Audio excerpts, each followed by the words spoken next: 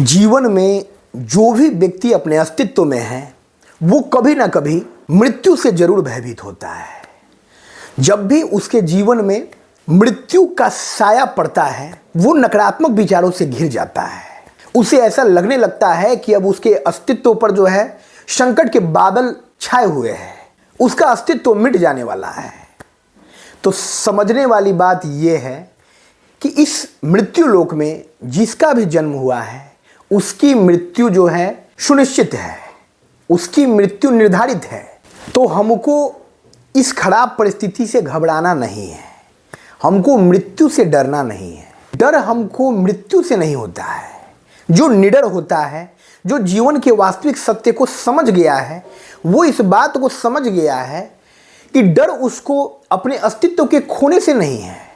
डर उसको इस बात से है कि उसने अपने जीवन काल में जो संबंध बनाए हैं, जो मोह माया का जाल फैलाया है, वो जाल नष्ट हो जाएगा, वो संबंध खत्म हो जाएगा।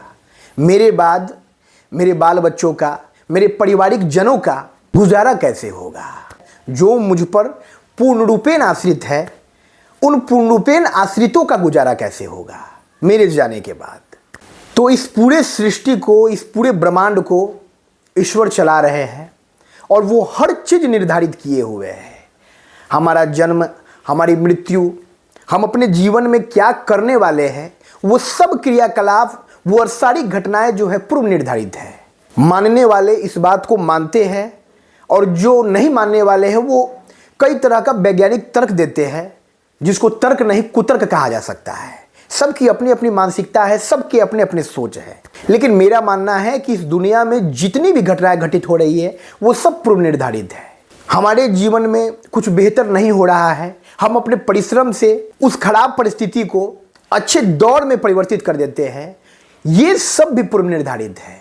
हमको किस मुश्किल से लड़ने के लिए कितना मेहनत करना है, हमको किस परिस्थिति से किस हद तक टकराना है, हमको जीवन में कितना सुख भोगना है, हमको जीवन में कितना दुख भोगना है, ये सब पहले से निर्धारित है।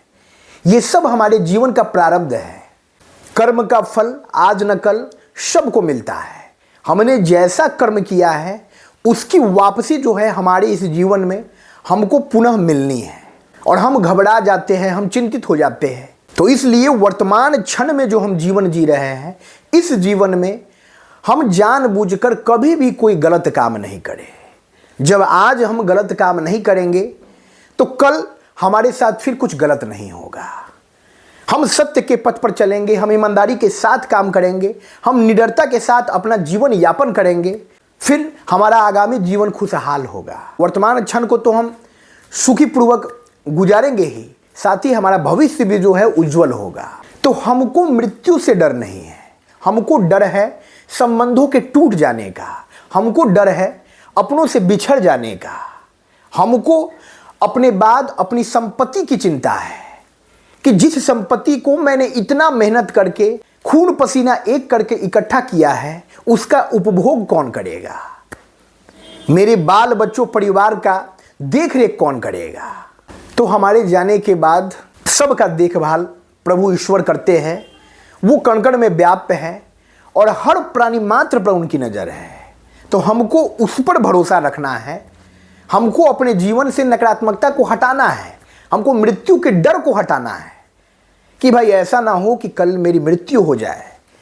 मैं वाहन से सफ़र कर रहा हूँ और रास्ते में अचानक से एक दुर्घटना हो जाए और मेरी जीवन लीला समाप्त हो जाए। ये सब प्रभु के हाथ में है, ये सब ईश्वर के हाथ में है।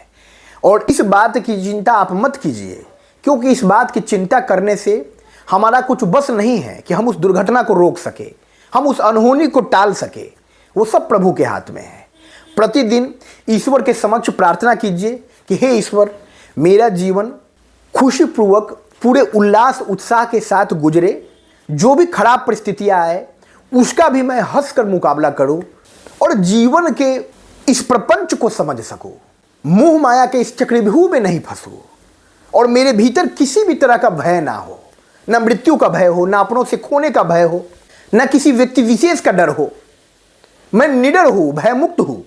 भय मुझे बस प्रभु आपसे हो कि मैं आपके समक्ष जो है अपने जीवन में कोई भी गलत काम नहीं करूं। मुझे ये आभास हो कि मेरे जीवन में जो भी घटना घट रही है, मैं अपना जीवन यापन कर रहा हूं, उन सारी घटनाओं पे प्रभु आपकी नज़र है, और मैं कुछ भी गलत करूंगा तो फिर मैं आपसे नजरें नहीं मिला पाऊंगा, मैं खुद से नजरें नहीं मिला पाऊंगा। ये सोच रखते हुए अपने जीवन में अपने कर्तव्य पथ पर आगे बढ़िए और जीवन का भरपूर आनंद लीजिए। कोई डर, कोई चिंता, कोई नकारात्मकता जो है हमारे मन में नहीं होनी चाहिए।